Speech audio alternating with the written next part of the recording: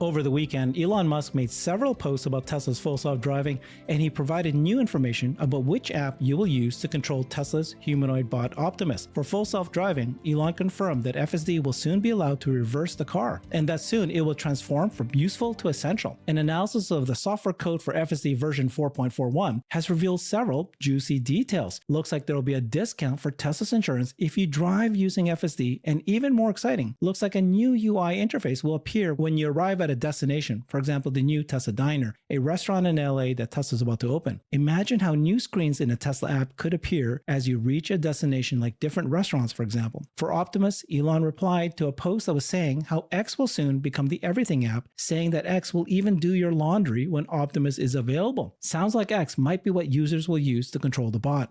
Jeff Lutz is a supply chain executive and chief quality officer, and he's now CEO of his own supply chain consulting firm. Thank you, Jeff. Hey, Bert, lots going on here. Let's get to it. Lots of potential hints here, and actually even software code showing us what the UI would be to control FSD, and this potential one for the bot as well. So let's start here with this note from this person, and Elon replied. So first, this person was praising how great FSD is. Tesla pretty much solved self-driving as a general solution. And because Elon and others have been too optimistic on timelines, no one even believes it or pays attention. It's epic. Even I would be eye-rolling still if I didn't have hardware for Tesla. This time is actually different, and it's actually almost done. And the only people who deeply understand are those who have seen the latest hardware 4 build. And this guy says 12.6 on my hardware 3 has blown me away. Many times I've just started laughing because it just gets it. Went to Safeway yesterday, wanted so bad to park, but it isn't allowed to reverse. It literally placed me ready to reverse into a parking spot. All I had to do was shift and press the pedal. It also reads my mind with lane changes. Wherever I go to tell it, the blinker turns on before my hand reaches the stalk. Elon replied to that. He said, it must stress the AI out so much that it isn't allowed to reverse yet. It will soon, though. What's your thoughts on that, Jeff? Yeah, I think part of what's going on here is there isn't a federal standard for doneness on full self-driving. There's multiple different services out there going out in various forms at various cost structures, and there isn't the standard. And right now with Elon and his proximity to the White House, I think we're in a good position to help get that process started and have it conducted in a manner that will help lead to scalable solutions. If you remember where we were before, where we are right now, it's every state basically can have its own standard as it relates to this, and you have to go and literally get qualified. So imagine building a system this complex and not knowing, all the different jurisdictions you're gonna have to go through and get qualification. And if the US alone, if it really literally was 50 states and potentially 50 different standards, that's just untenable. So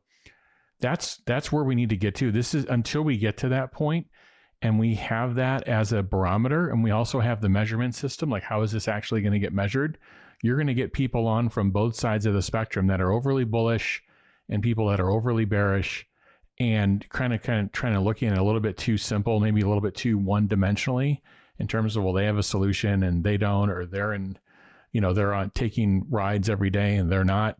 That's not the barometer to measure this. The barometer to measure this on is looking at the data from each of the companies if they're publishing it. And in the case of Tesla, they're talking about it in relative performance.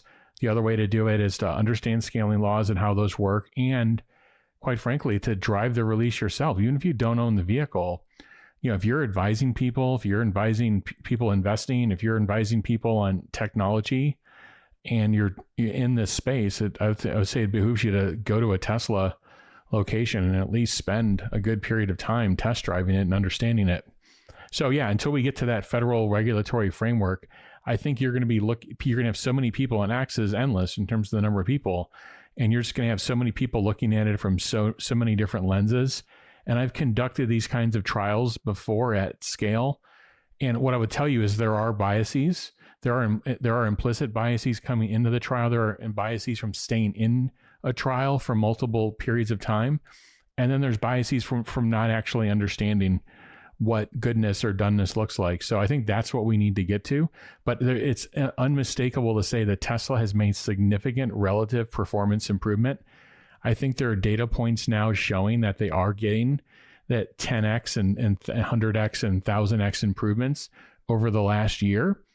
And we're getting steadily closer, and we haven't even used the full extent of what we have in the data center and the full extent of what the car is capable of yet. Okay. Yeah. I love it when you always mention the federal framework is required.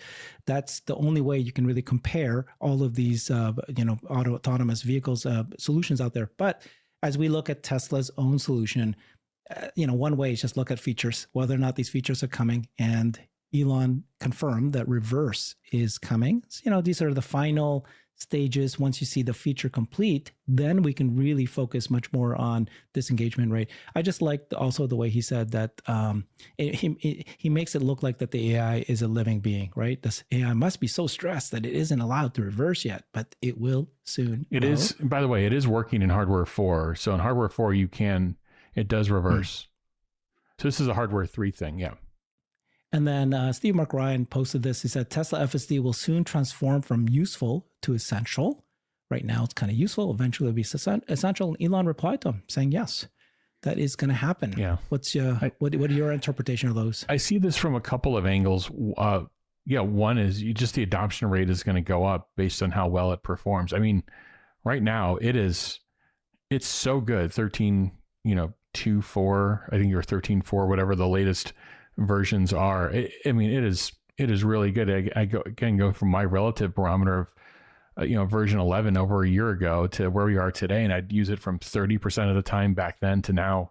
It's the default for me when I get in the vehicle.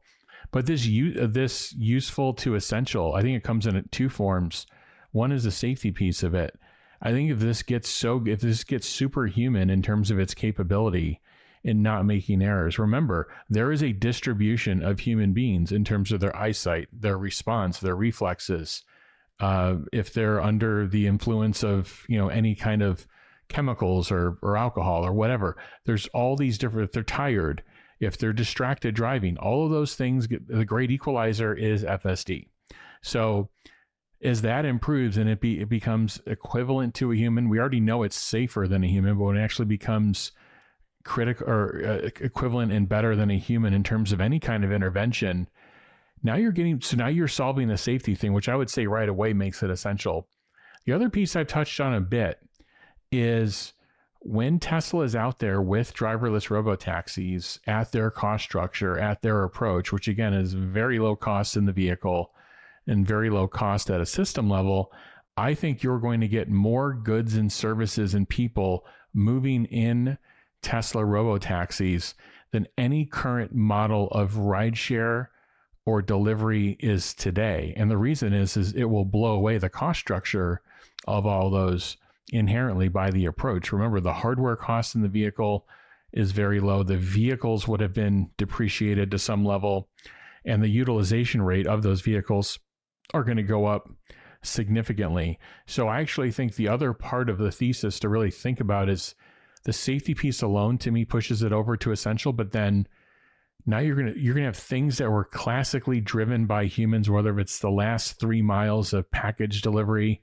for the various operators or you name it, and you're going to be able to put more goods and services into Tesla robotaxis because the cost structure is going to be so low. It's going to flip out of things today that are human driven, and it's going to flip into robotaxis because it's just going to be a lower cost solution. So I don't think that's being accounted for today, and I think we'll know more as we get closer. Thank you for that, Jeff. I love it. This next segment here I'm excited about because it shows you some new software features about how FSD is going to be playing out and how you're going to control the humanoids. So there was this, when the software release is released by Tesla, many people kind of dive into the code and they discover certain things. The first one is Tesla Insurance FSD discount. Jeff, you were saying this because you can tell your story to everybody that you've shared on this show before, where your own Tesla Insurance monthlies went down as you drove FSD more. Looks like that they found in the code this kind of code here. And what it says is that Safety Score will potentially be getting an update to factor in the percentage of time you use FSD. If you use FSD more, you get a discount. Jeff, you discovered this a couple months ago, and you knew this was about to come. Now it's proven. This is more implicit. What I noticed before is when I was driving FSD, my driving scores were better. It was more consistent in starting, stopping, turns, you name it. So it was actually improving my driving score in terms of all the different factors. Remember, Tesla vehicles are outfitted with sensors, and there's all kinds of data. The Tesla insurance solution is a better solution because they know more about the car, they know more about the driver and your habits, and they know when and where you're driving. And people say, well, that's kind of big brotherish, that's scary. I don't view it that way. I think what they're doing is they're fitting an insurance product to you at a lower cost.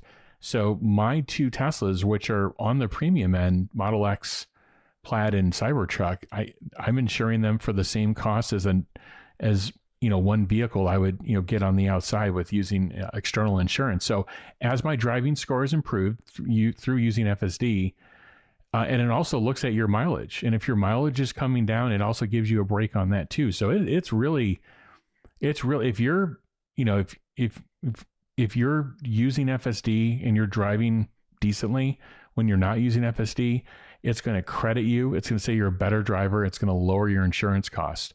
Again, I'm basically driving two Teslas for the price of one non-Tesla vehicle, or even the price of one Tesla vehicle not on Tesla insurance, because I just flipped over within the last year. So I do have recent comps. Yeah. I just love it that you discovered this by personal use. You were driving your cars. You got your monthly premium for insuring your cars.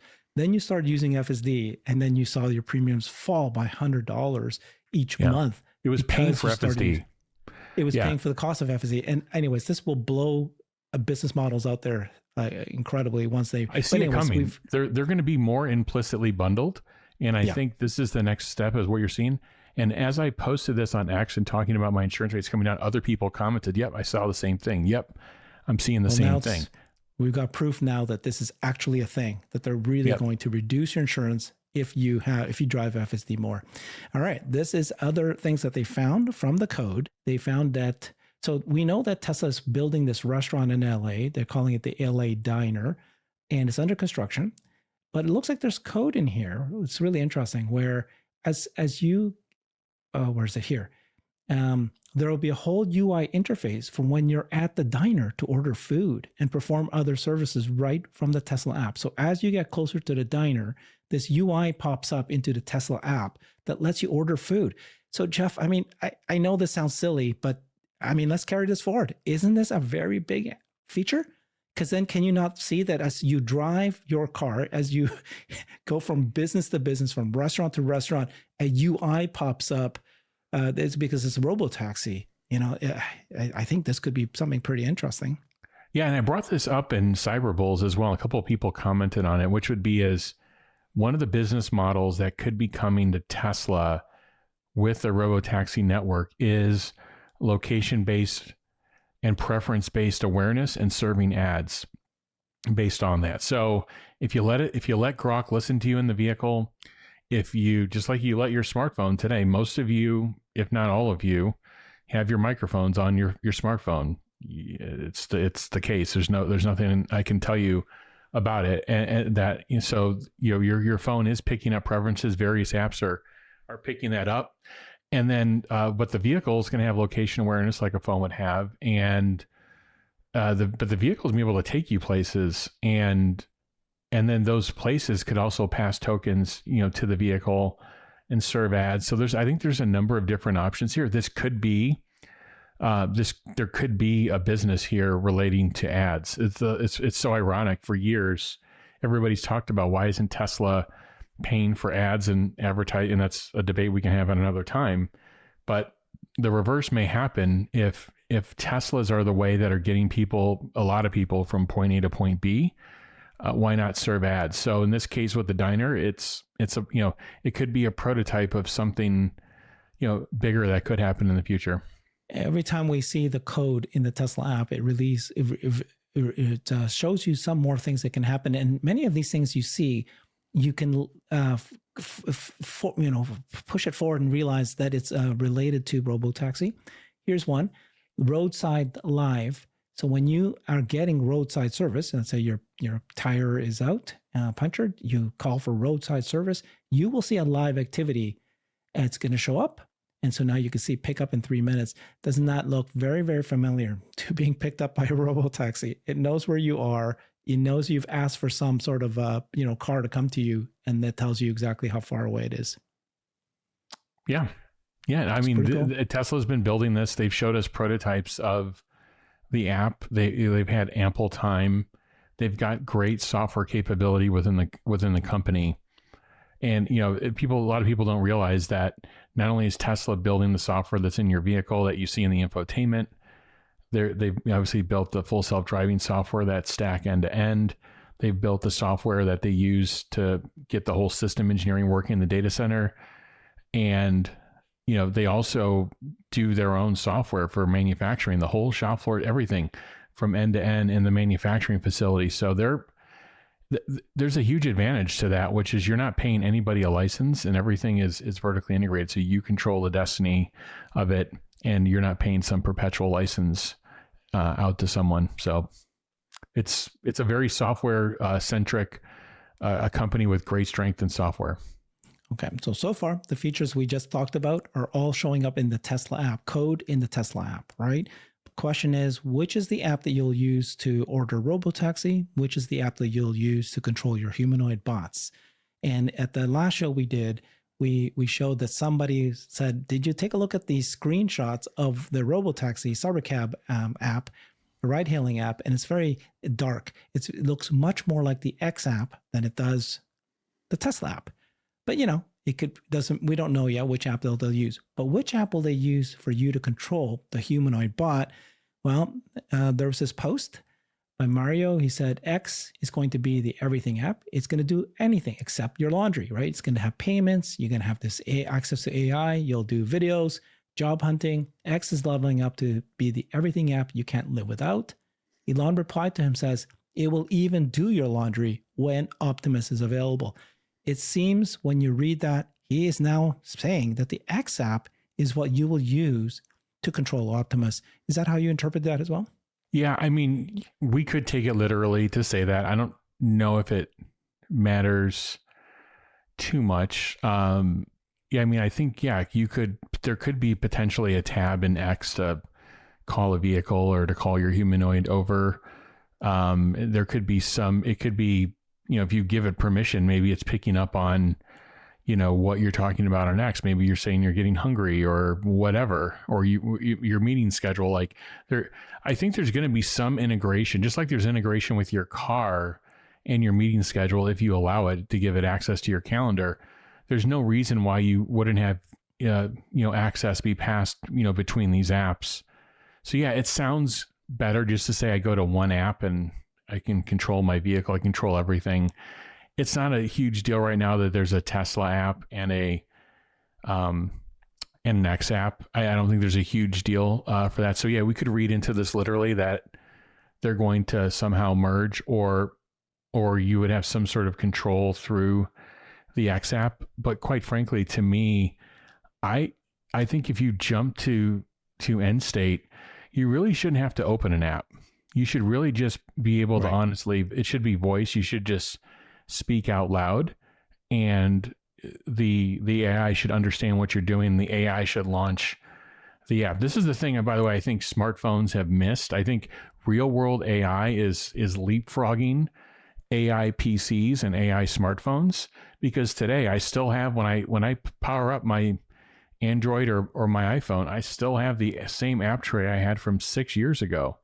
But when I step into my Tesla today, I step into my Tesla and I say where I want to go, and I press one button and the car starts driving.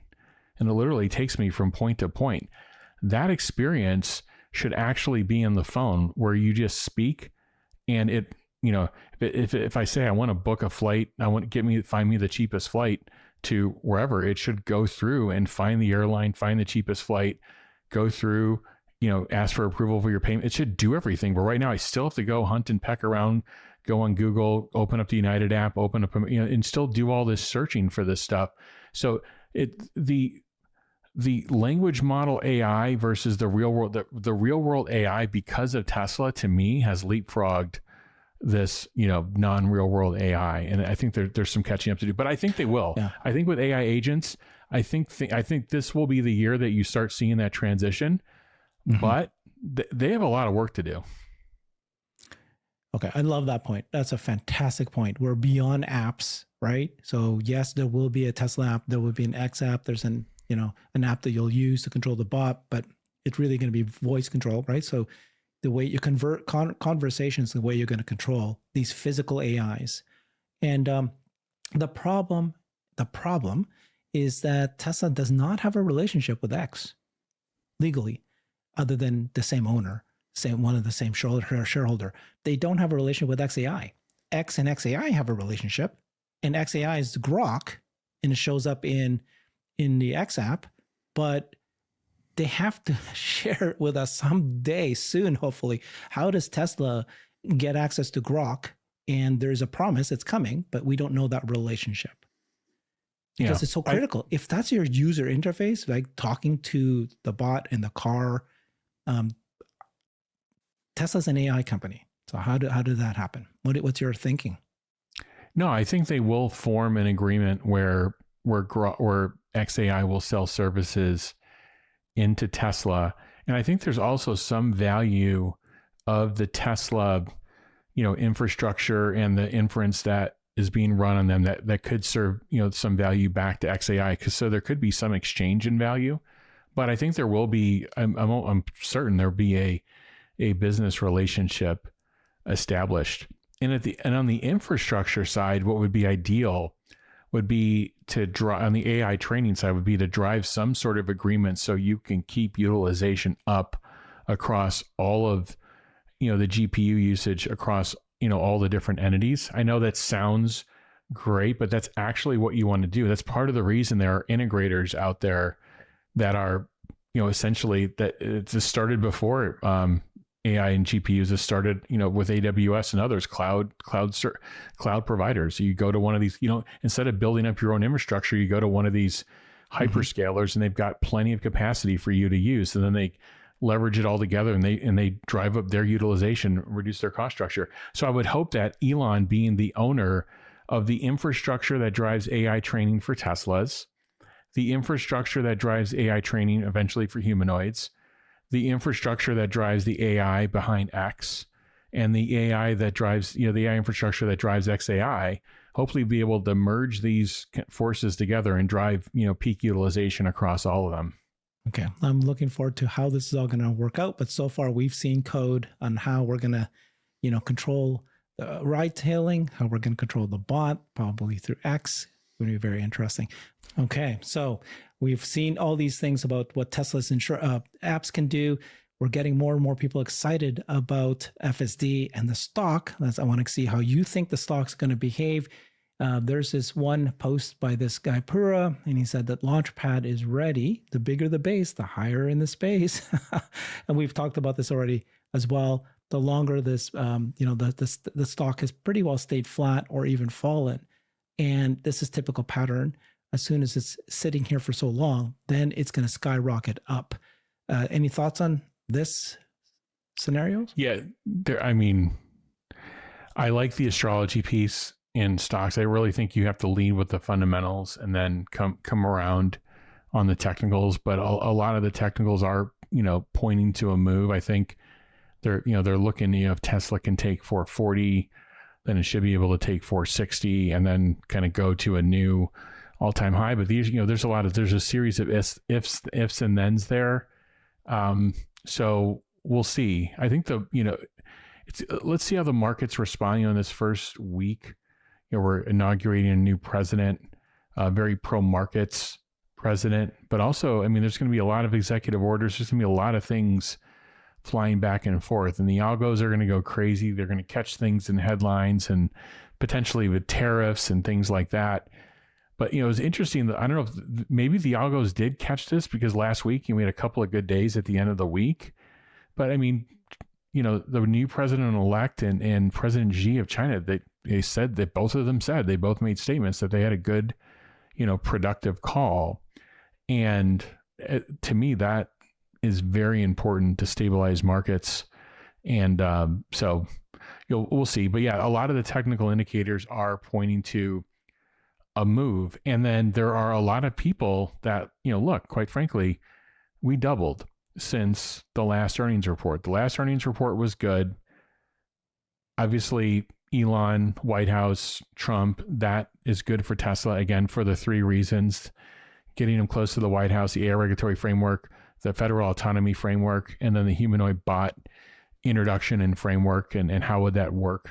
And so that, to me, was part of the driver. The other part of the driver is how Tesla's been performing with their autonomy and achieving that 1000x improvement.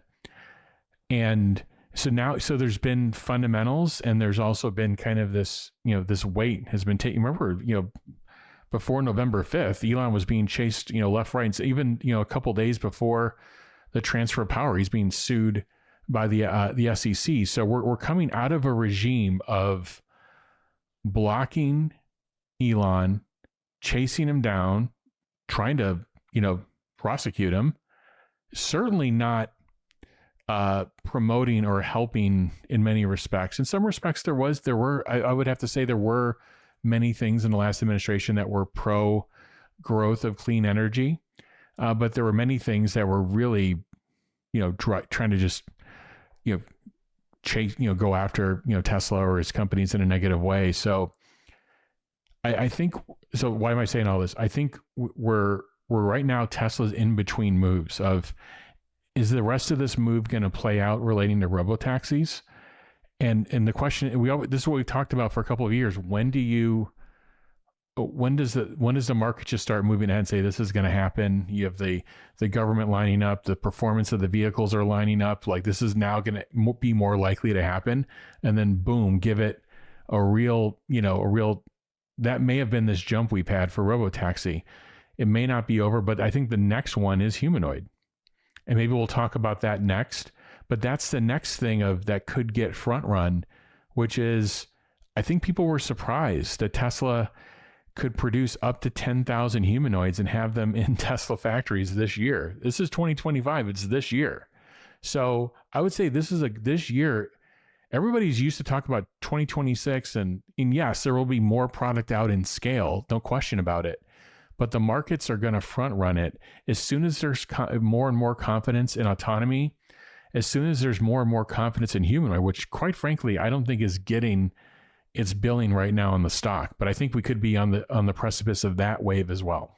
Okay, so it's going to be exciting because we are seeing the move already. But as FSD improves, as we get closer to robotaxi, there's going to be more and more people that are going to buy into this. So you were talking about the humanoid robots. There's a legendary investor, Chris Camillo, very well known, where he took a $20,000 investment and over the years turned it to $60 million. He was part of the GameStop story as well. So he was saying for about a year now, I've had him on my channel, that he's not a fan of Tesla, doesn't really believe in the auto business, doesn't really care so much about FSD and robotaxi. For him, it's all about the humanoid. And so he was waiting for a time to actually invest into Tesla right when he thought that the humanoid story was going to go up. And just to, again, put everything in context, this guy got the credentials, being one of those people who seems to be able to time the market better than other people. Well, he just said recently that his hands were forced to actually invest in Tesla now because of the FSD story. Let's listen to what he says.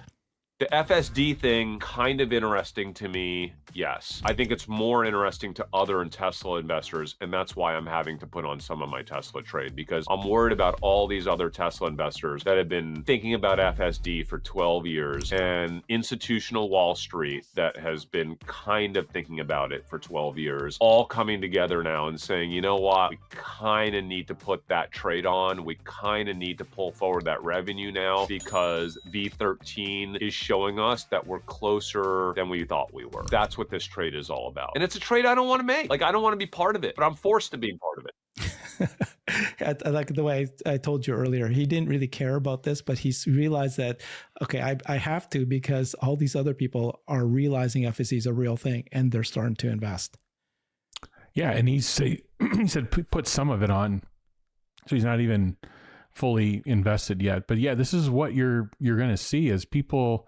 There's going to be a FOMO element. There's going to be an element of like, hey, I'm seeing authors, write stories of like, hey, I went into FSD. I had it drive me. It was amazing. You're seeing analysts come out and say it. So it's not just the typical people that are living with this in the Tesla community. It's really getting out there and it's getting broader appeal. All these celebrities that, that bought early Cybertrucks now have, this latest capability in their vehicle as well. So yeah, there's two waves coming. First off, I actually think the hardware auto business is going to stabilize, and Tesla's going to build a further gap in building profitable electric vehicle hardware. I think they're going to show that in this year. That's the business that's throwing off tremendous cash for them. That's allowing them to invest in their training infrastructure, invest in AI, and continue to grow it. And these next two waves are Robotaxi and Optimus, and the waves are getting closer together. So they're getting closer to us, and then they're actually getting closer together themselves. And they may start stacking up on top of each other. And that's what Chris is talking about, is like, I didn't want to put this on, but the waves, the Robotaxi wave and the bot wave are getting close together, and they're both getting close to us, of like where we are today, on January, 20th, 21st. And that's the situation. I think a lot of investors are going to find you question is, where do you want to pick the stock up? And again, this is a volatile name. You never know what could happen, but it may be, if these two waves take hold and the market starts valuing it even more. By the way, there is a significant multiple on the name right now. So this is not valued as an auto company. And I think people on both sides of that conversation are a bit missing it, especially when you start trying to have an auto company conversation about Tesla. I think you've lost the plot. And I also think you've a bit lost the plot if you think it's not getting some value for it today. Mm-hmm. So we're kind of in the middle, but I don't think anybody's valued the full end of Humanoid. There's no way they could have. It would be many thousands of dollars, quite frankly, if they did. Yeah. Well, it's what I enjoyed, and I appreciate you helping me do this, is as we uncover information about the product, in this case, the software and features that they keep rolling out, these little things as they come out, they all add up together to be a full commercial robotaxi service, a real one, not just, something that's really going to make things experience so much better. And that's why I love these kinds of little nuggets that we get to keep track of as they happen. Thank you, Jeff. Follow him on his X account at the Jeff Lutz. You can subscribe to him and you get early access to some of his analysis. Thanks, everybody. Bye-bye. Thank you. I've created a website that is the most comprehensive resource for the Tesla investor. Please check it out. Simply go to my website at herbertong.com.